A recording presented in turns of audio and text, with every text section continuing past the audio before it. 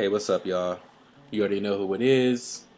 It's that dude y'all love to hate. It's the Mad Hatter logging back in to talk to you about some real shit. So, first off, I want to talk about this delicious fruit I was eating. It's called a pluit. It's a plum crossed with an apricot. It's a hybrid, and that shit is mad delicious and juicy. You should definitely try it out if you can find it somewhere. But that shit is blowing my mind right now. But anyway, I want to talk about something a little bit more serious, obviously. It's this woman from Randallstown, Maryland, which is just outside of Baltimore. It's Baltimore County. Her name is Corinne Gaines, and so she was a 23-year-old woman who had some issues, like Freddie Gray, like I talked about before. She had some issues, definitely, but I don't think that she deserved to die the way she did. I think that I wish that more people were there to help her. Her mom came out with this article, or came out and spoke in this article about how she wishes the police allowed her to talk to her daughter. But my thing is, like, you knew your daughter was having some issues. You saw her videos that she was posting around. Like, why was nobody there to help her? But, so, we know that she's dead now. She was killed after an altercation with Baltimore police. Now, this case is a little bit different than the other cases of recent history, because the Baltimore police in this instance, they did make a lot of efforts to diffuse the situation. They brought in a negotiator. They tried to talk to her, but they could not talk her down. But at the same time, like, I still feel like, for the most part, it's a woman. Yeah, she had a loaded shotgun, but I can tell you so many other times when white women or white men have guns and they have arms, they're armed, and they're not killed in the way that Miss Gaines was killed in front of her 5-year-old son. Her son's in the hospital with bullet fragments in his face and a busted elbow. He'll be okay, but mentally he'll never be okay. So there's all these other instances where I don't see the police reacting the way that they react.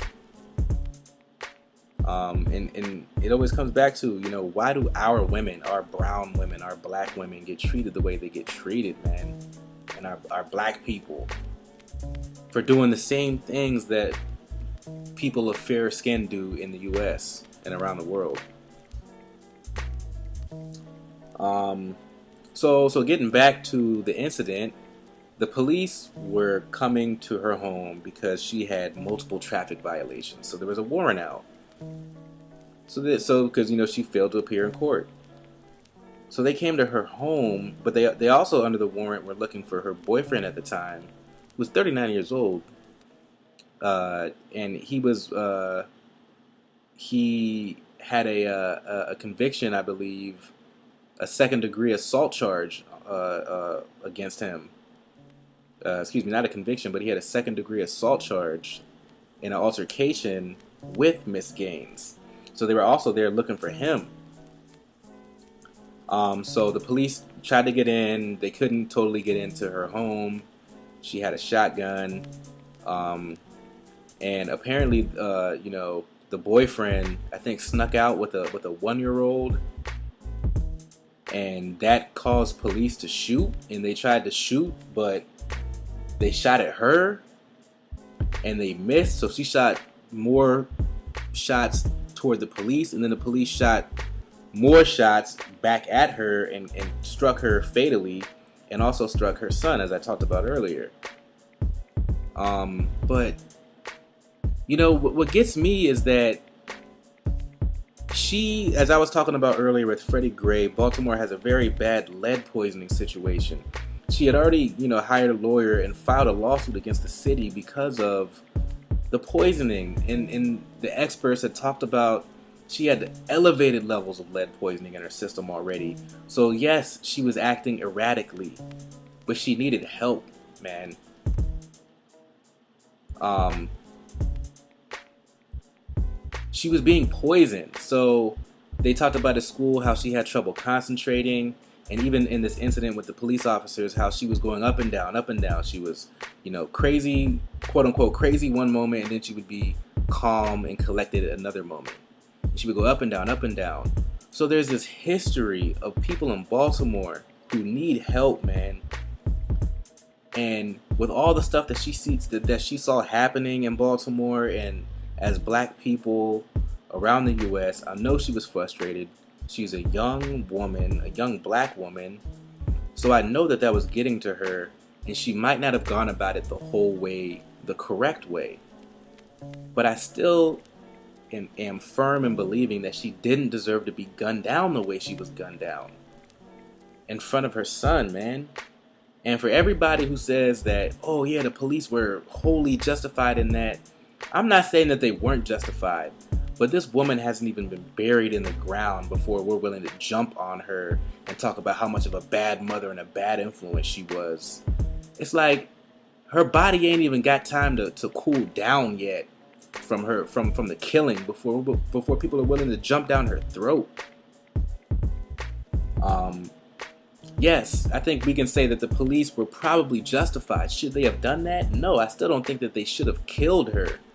I think they could have found some other way to not kill this woman. And I'm going back looking at the videos that she took. I mean, a very intelligent young woman, and it's unfortunate her life has come to this.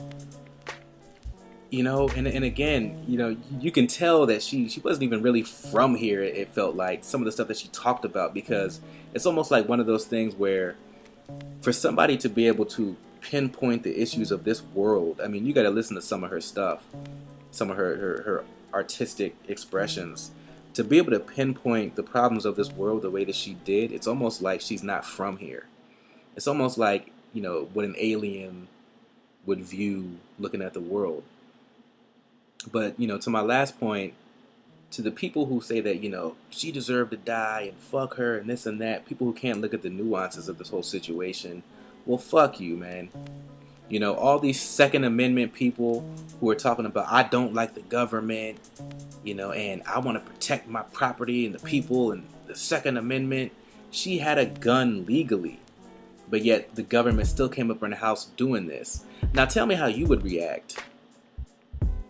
The people who are so critical of Miss Gaines, how would you react if the government came knocking at your door and brought in reinforcement, armored reinforcement personnel into your home because of some minor traffic violations? And if you had guns, tell me you wouldn't be willing to pull out your gun to protect you and yours. But when she does it, it's a problem and she deserves to die. But you're okay with the government in that instance? But every other instance, you say, fuck the government, which if you have that viewpoint, lets me know that you don't really believe in anything that you talk about. And that you hate the government, quote unquote, but you're for the government when it's killing black people. Which lets me know that you don't really have any convictions. That basically you're racist if you believe that. If you believe that she was wholly in the wrong, and you are also somebody who believes in the Second Amendment, and somebody who hates the government, if you're that person and you're basking in her death, first off, fuck you. And secondly, you don't really believe shit that you talk about. So I'm going to leave that there before this gets too long. And you already know. If y'all hate this video, give it a thumbs down. If you like it, give it a thumbs up. Leave it a comment if you got some time. If not, don't leave a comment. But whatever you do, do you.